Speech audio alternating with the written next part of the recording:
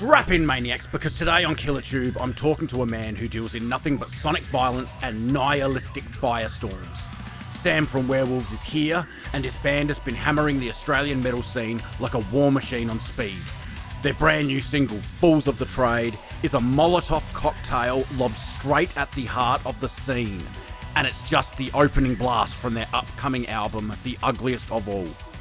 We're about to peel back the skin and get into the raw, ugly truths of metal with Sam himself. Mate, how are you? That's how I am. Yeah, fuck yeah, I love that. Fuck guys. That is fucking Dude, great.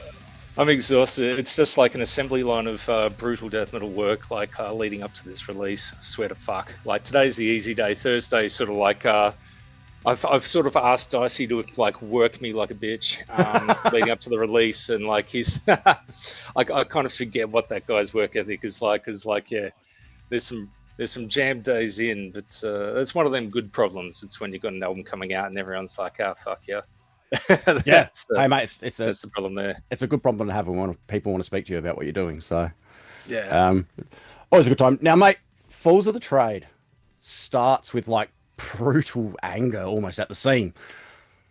What sparked it? Like, what sparks it, and how do you balance like that satire and the like sincerity? Yeah, it is a fine line. Fools of the Trade is kind of like that's Matt. He loves his puns, and quite a lot of the humor really is just me extracting stuff from the band group chat. Like every band's got that fucking band group chat. Like where you'd all probably be out of a job if it ever came to light. But but it's also just like a gold mine of like catchphrases and immature humor. So quite often I just like get the shovel out and just like dump that into the Werewolves lyric book. So there's that, but yeah, I don't want Werewolves to be like a jokey ha sort of like band, and it is a tricky thing to do. You make one little joke and you basically stain your entire catalog if you get it wrong. So yeah, it's at this point like I wish I had a formula I could reveal or something like that, but it's just basically years of practice. Yeah, I guess it's just that what comes naturally as well. Yeah, pretty much. Like we were really lucky with Werewolves. Like we found our voice right from the get-go. Like I can remember being in a young band like years back where you're starting and you're all trying to find your sound or what makes you different than a Slayer cover band or a Napalm Death cover band or something like that. It was probably easier with something like Berserker where like we just made everything different. But with Werewolves, we've had a couple of decades of learning just to find that thing that catches the ear and go with it. And fortunately, it's a band where nothing really gets over-examined and is done by instinct. So it comes out like that. We're very lucky. And I actually know that feeling quite well as well, of like playing with what I would call like mature musicians. I'm the same. I've been playing in bands for 20 plus years, and being a young man trying to find your ground, trying to find your space is often difficult and trying, and lots of mistakes get made. But playing with some people that are like, I'm 45, 46 now, and playing with people that are around that sort of same age group as me has been amazing because we know what we want, we know where we're going. And we're just having fun with it. Yeah. Fucking spring chicken. Hey, I'll take it. I'll take it, mate. Tell my knees and my ankles that. I know, right? Yeah, like if you've been in lots of bands before, and this one's, for all the musicians out there, like, there's those bands where you're in and you have to sort of like work hard to make it work, if you get what I mean. And then there's ones where like it just goes smoothly and very much falls into place in a way that's weirdly easy. Yeah. So that's Werewolves, the latter. I've definitely been in the former. Yeah, same, mate. And I'm lucky I'm in exactly the same sort of position as you now in a band where everything just seems easy. We still headbutt at times, and there's always going to be little conflicts in family like that. But yeah, when there's sort of like music parts of it is easy, then you can like really fucking, crank it up for doing all the other band stuff. There's always all the other band stuff. So leaves more energy for that. It's good. Yeah, well, for us, it's just constantly working bass players and bass players. Got bass issues. No, it's just the easy one to pick on. There's plenty of bass player jokes out there, so Because it doesn't matter. I mean, like no one can fucking hear it anyway. Like no one's like heard bass. No one's heard bass in a metal band ever since Justice for All came out. Like so, yeah, yeah. yeah. And No one, these days, no some one, of these bands are playing so low that it's not even notes anymore. It's just texture. yeah, no one's sort of like sitting around going, I'm not sure if I'm cool with Shane Embry's bass tone on this latest Napalm Death album. Like, no, except maybe Russ producing them or someone like that. So Yeah. Or your yeah, fanatical weirdo bass player that somehow uh, manages to hear every note. they'd have to be fanatical.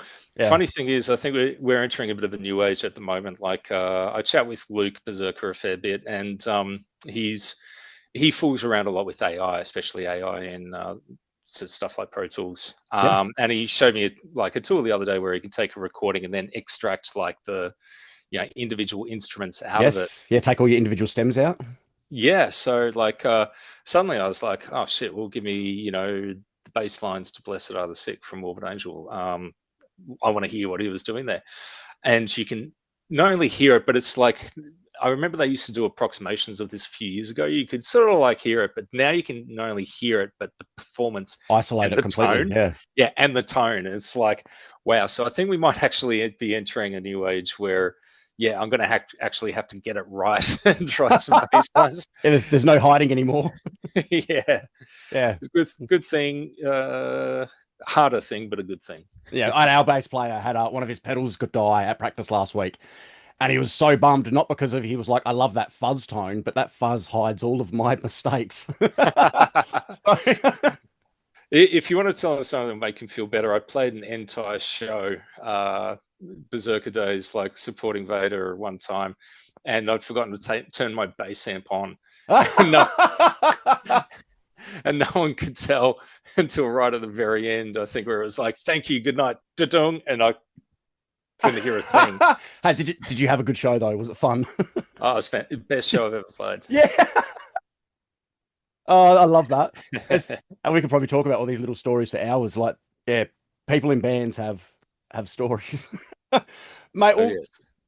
Ugliest of All has been described as like your most abrasive work yet. So has there anything that's like motivated that compared to the earlier albums, or it's just been a natural progression? Oh, I think a lot of Wells is we hate to use the word progression because we're such cavemen and we like to always boast about how we're devolving and regressing. Probably Yes. to the point where maybe album 10 is just going to be like 30 minutes of blast beat and just us strumming E or D, whatever we tune to. Yeah. I don't know. With The Ugliest of All, it wasn't really conscious to make it harder than everything else. Like, but what I did notice is when Matt gave us the riffs, when he started the 1 week process of just raining riffs on us, like all the songs. Usually with the other albums, and this isn't a knock on them, but they're fairly stock when they first are given to me and Dave. They're fairly stock standard, like sort of metal songs, in the pocket, a bit of high, a little bit of black, a bit of chuggy chug chug. You know, and what we really noticed with the songs that went on to The Ugliest of All is like they were already fucking awesome before we did anything to them. Like the riffs were a step up. It was really next level. And when that happens, then it's kind of like, all right, well, got to step it up. It's probably also coming across as one of the more horrible albums that we've done because for the first time we haven't really slowed down anywhere on the album. Like the slowest we go is a song called Unoriginal Sin, and even that's fairly cracking and plenty of thrash and blast crammed into there. So yeah, anyone who listens to this one expecting us to finally like find our shiny new mid-pace riffs that everyone can like dance to, well, no one's coming to that for the first place, really. But yeah, it's not going to happen. It's not going to happen with this album. It's not going to happen with any of our albums. It's never going to happen.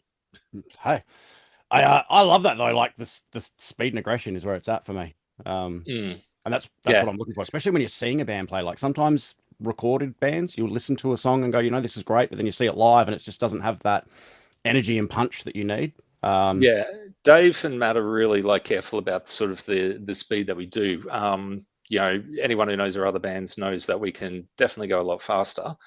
But we've sort of like found that the impression of speed and particularly violence Yes. is it kind of lives more in the 220 to 260 BPM range. Yeah.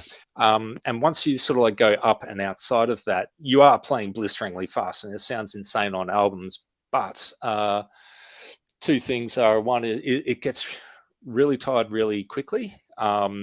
Like I love Origin, I think they're intense. But like I just need one song of theirs at a time. If I go 30 minutes, like that's about 25 minutes too long. And it's the same with like a lot of the really popular mega super intense like bands that are out these days, like the brutal death metal ones, the deathcore ones, like that just go the machine guns, and that shit's good in bursts. But if that's your pocket, then the human central nervous system, I think it just blots that out a lot more easy. Whereas you sit around that 240, 250 range, like it's just sitting in that pocket. Yeah, like there's something about that doesn't let the listener sort of zone or phase out, or it doesn't turn into a hum. Yeah. And also, it kind of stops that muddiness that you get as well when you're either like too slow or too fast. It's nice to be able to discern the chugs from each other sometimes. Yeah, so and it doesn't hurt that well, I'm 50. It makes things easier for like us and at this age. Yeah. Mate, I feel that completely because these days, playing a show, you're not competing is the wrong word, but you got 20-year-old kids running around on stage, Oh yeah. Giving it everything. And I remember being 20 and having that endless energy, but it's non-existent these days. Yeah, that's very much the case. Someone sort of like asked me what playing a show, death metal shows like, and they were another musician, another kind of music, and I was like, well, think about doing a half-hour race, like a 10K race, Yeah. but in front of a drunken crowd. That's like half of them are cheering you on, half of them are heckling. Yeah. And you may even have a little bit of alcohol in your system while you're attempting it. So it just yeah, that's the best way to put it. You've actually caught me just after I've just done a quick rehearsal, prepping up for we've got a show in Perth in October, and I was like, all right, time to time to crack myself into shape.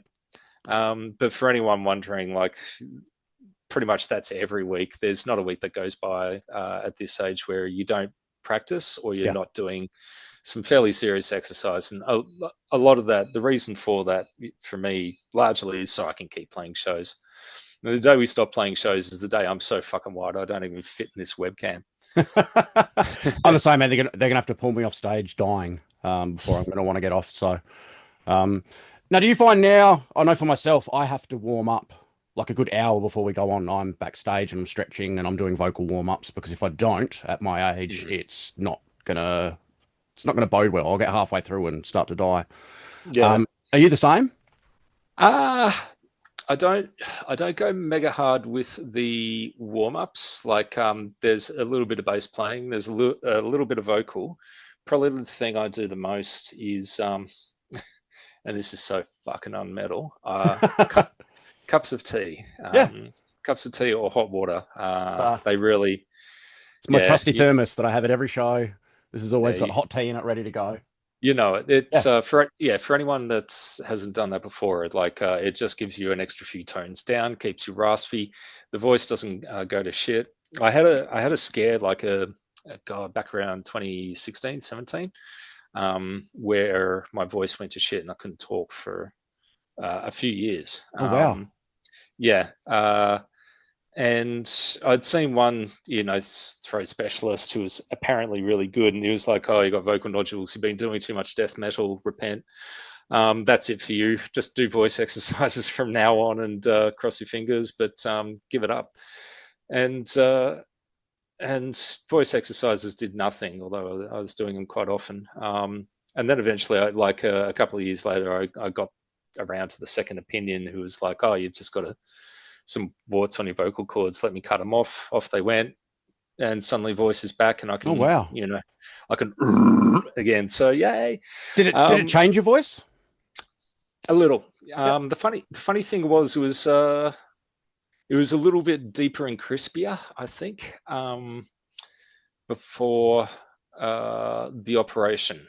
But the problem was, is if I did any vocals, then I couldn't make a sound for like a week or two. Yeah. Anyone who wants to probably hear my last vocals before the op, the Antichrist Imperium, the other band I do with Matt, which is progressive satanic death metal, also done with some of the guys from Akakocker. Like my vocals in that were just, I think, a week or two before I went in for surgery. I was just like clearing my to-do catalog of stuff.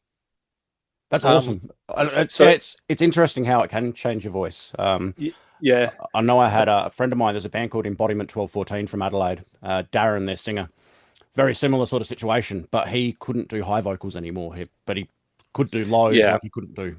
So his vocals got super low compared to what they were like. Yeah. So I was going to say, like, yeah, I remember there was an original question that brought all this voice talk on. But, yeah, after that, I got into the habit of like doing sort of warm ups and warm downs. But what I found for myself, like, everyone's had the Melissa Cross CD and practice to the that. Zen of Screaming. Yeah, that's it. And I found that I don't need all that much warm up and warm down. And what I do need is fairly undramatic, like humming is a good one. Hot tea is good. A bit of, kind of stuff, that works.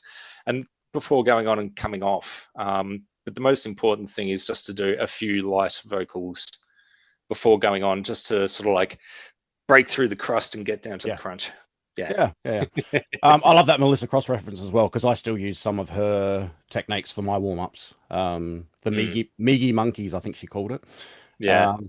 So growing up with her, it's actually one of my bucket list items is to meet her and just get a hug from her. I don't know why, but she's like one of those people that like getting a hug from her would be everything. So yeah. She does look like that kind. She'll sort of like mix you a spell, teach you to do some vocals. Yeah, she's like your cool auntie that, your cool auntie that's a witch that kind of no one really talks about, but you love getting to see. All right, lyrically, so moving on to like lyrics and stuff, you've got like themes of nihilism, social criticism. Where do they come from? Is this again you just pulling from like not so much real experience, but pulling from stuff you guys have talked about in your band chat and that sort of stuff, or? Yeah, look, to be honest, it's the humor that tends to come from the band chat. The nihilism, like the anti-social social stuff. I think these days you just about have to build a wall around yourself for that not to have any sort of impact or impression on you. Yeah. It's just so ever present. Like, we've all got a phone. We've all got social media. We've all got like we all take a little peek at the news or a podcast or, a Twitter feed or something like that. And we've all got our own little chambers.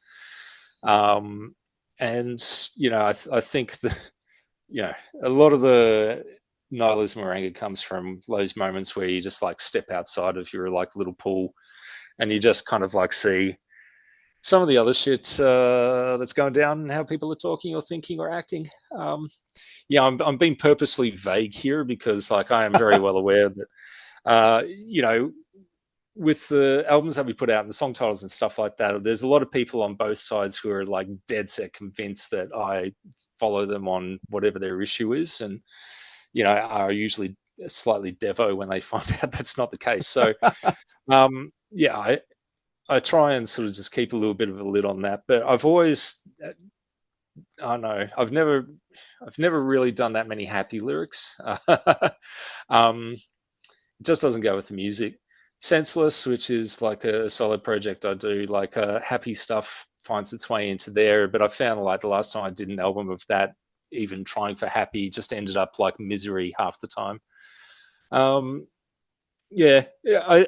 Werewolves is a little bit different in that like we're not so much going kind of like maudlin misery, oh my fucking parents don't like me and I got to see in maths.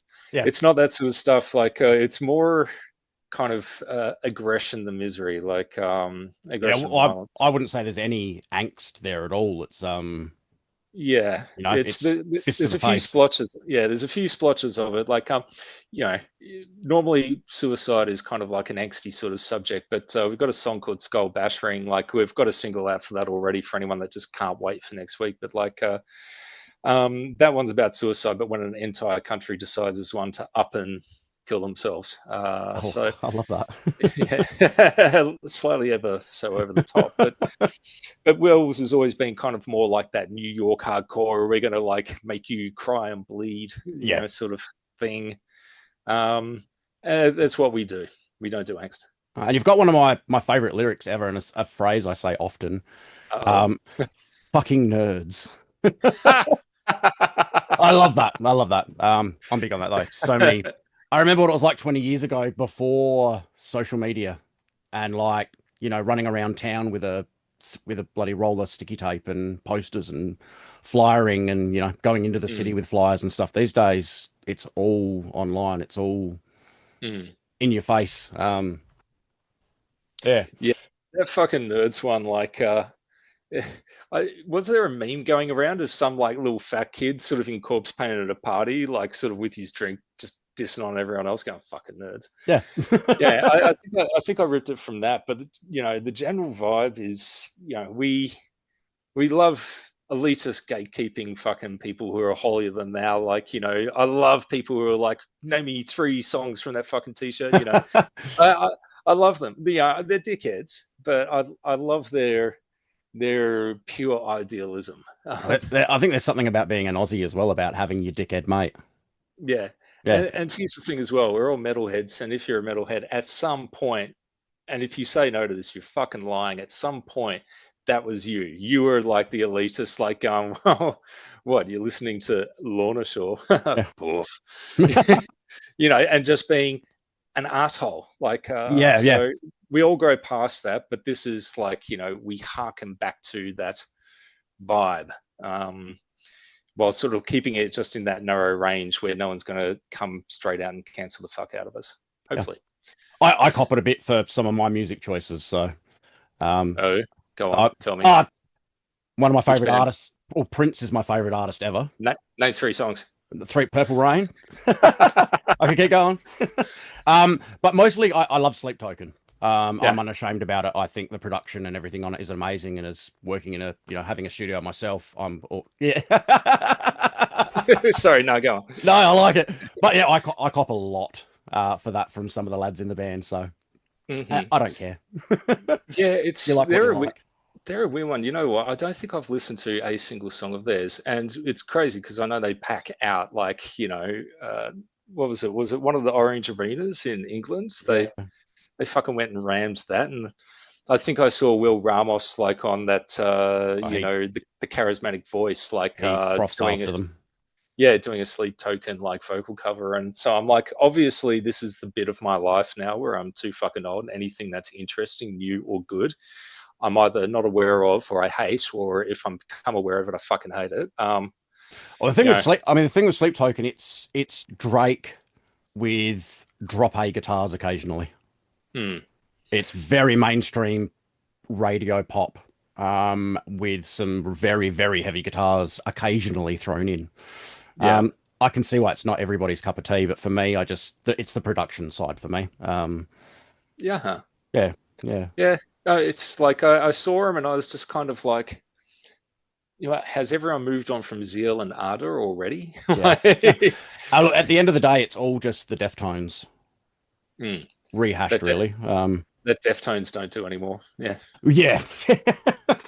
Mate, rounding things up, I always finish up with a few quick fire type questions. So feel free to answer off the top of your head. Feel free to take a bit of time.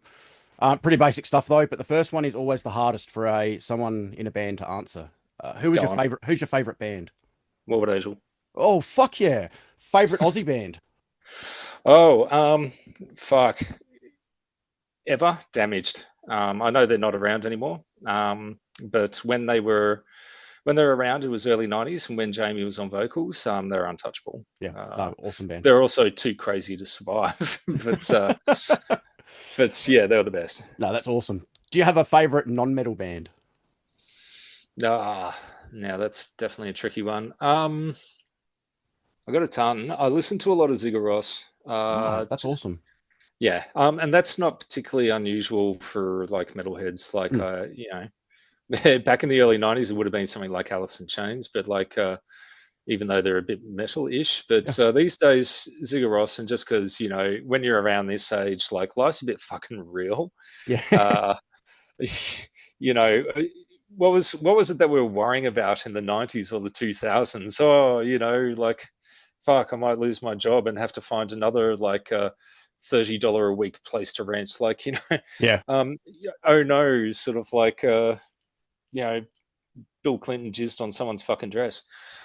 These days, the stuff around us immediately and further out is like far beyond stressful, and I sometimes feel that we're watching like the dying days of happy, easy civilization. Yeah. So for something like that, a bit of Ziggurat is nice. I like that. I like that a lot. Mate, if you could have a collab with anybody, any band or any musician, whether it be them coming over and playing with you or you playing with them, who would it Ooh, be? I would love to do something or have done something with Anil Nathrak, Mick Kenny. Yep. Just quite often when I hear extreme metal bands, I'm kind of like, oh, that's something I wouldn't have thought up. That's pretty different. When I hear Anil Nathrak, I'm kind of like, yes, I know how you arrived at that. I know the thought process behind that. I know what you're going for with there. It's very, it's very understandable to me, and it's quite often I'm listening to the songs, I'm like, oh, this would be good if you chuck this in, or or I know you're trying to fucking smash your way through like the extremity ceiling at the moment, right? Here's another way to do it. So I think that would have been an interesting and fruitful one, not just guys sitting around like going, I love you, no, I love you, I love you, that sort of shit, which I think is why most people answer that question the way they do. If you ask Matt and Dave, like, which bands, they'd probably say Marduk. See, I'd always throw, for me, I'm going to throw a Taylor Swift or an Ed Sheeran out there. Because at So the you end can of the get that day, publishing. oh, yeah, exactly. That's exactly right. You do one song with Taylor Swift as a nobody, and suddenly you're in everybody. So, Yeah, true yeah, that not that I want to actually. be in everybody. I just want the financial security that might come with that. I wasn't thinking at all about that, was I? Oh, look, you went the artist route though, and yeah, I it's a guess better that's it's a better answer, really. I went for the sellout answer. I guess I've just kind of revealed who I am. I didn't even think of the possibility. Right, now that I've said that my favorite lyric in the song was fucking nerds, I'm going to ask a bit of a nerdy question for the last one. Mm. If your album was an evil spell book, what is the first page going to say? Well, It's a stupid question, but it would probably say Quintus est nerd. oh, fucking nerds. I love that.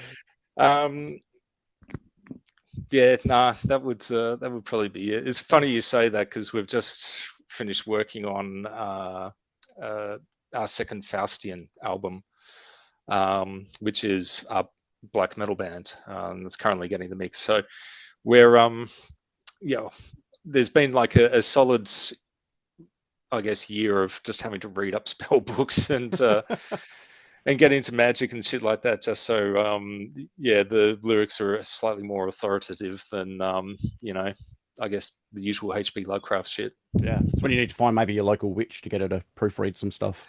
No, I was going to say, you've probably heard, or everyone's heard about like how AI companies are getting sued because they've been scanning all books that they can. Mm. Quite a lot of the spell books out there, including the great ones and some very old and historical grimoires, are online. Oh, beautiful. Which is fantastic when using AI, because then you can get AI involved in your spell casting. Mm. You can also, you can be like who you are, where you're at, what time of the month it is, which spell you want to cast, where from. I don't want to do any black magic. You can sort of like just really lay down the guidelines and let AI do it, which is kind of weird because it feels like the most opposite thing to magic practice like ever. Digital witchcraft. It's there, and the first band that comes out with an album title like that, Digital Witchcraft, I'm going to fucking set fire to. But I'm going to scratch that off my list now. but it's very much a thing, and sort of like I've always been sort of like one where I love old books. The missus is cleaning out like a granddad's place at the moment, has brought back like a few books from there, that he's like, get rid of these. One of them's from like 1820. And another one's like a medical book from like I love that. 1910, 1920. Yeah. Oh, it's fantastic. You get the medical book out and you look up hysteria Yeah. and what the solution for that was in the early 1900s. It's a laugh a minute. I love all that five, stuff. 5 stars, 2 thumbs up, good read. But what that means is like a lot of the really old classic, hard to find like grimoires that once upon a time you'd have to at least put an order in if you can find the bookseller who does it. Yeah, now it's all online, and even better if you don't want to have to like leaf through it yourself, you can get AI to bring the spell down for you from your specified grimoire, and you can even be like, give me the pronunciation for those ones that are written, of course, like in Latin or Enochian or Aramaic or whatever the fuck. I don't think they wrote Aramaic actually, but anyway.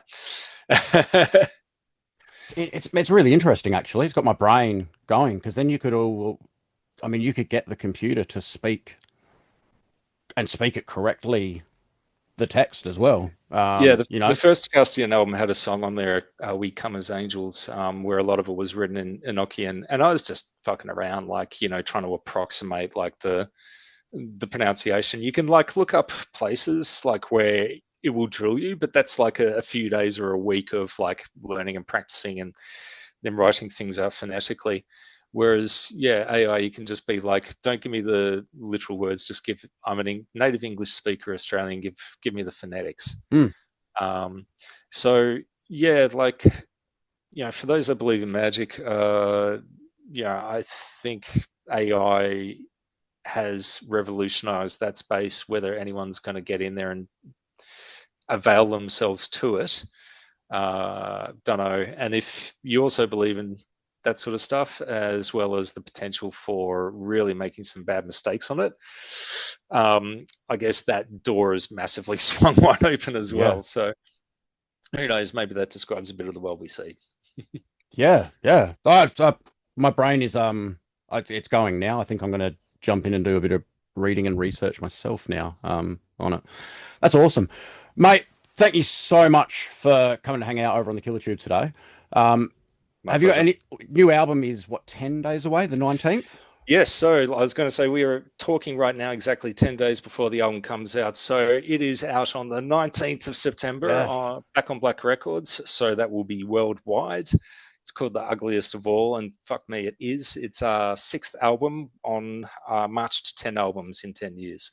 And from what we're hearing from everyone, they think it's our most brutal one yet, which is saying something. Fuck yeah, I had the opportunity to listen to some of it and actually held off because I want to listen on the day it comes out to enjoy it that way with everybody so I can talk about it at the same time. So yeah, cool. Looking forward to it. Mate, thank you so much. I really appreciate your time. We'll have to get you back on at some stage and have a chat how it's going after the album and what's coming up next for you. We're down with that. Fuck yeah. Yeah, no, very, very keen. Mate, thank you so much, and I'll speak to you again soon. Thanks, Chris. Cheers. Now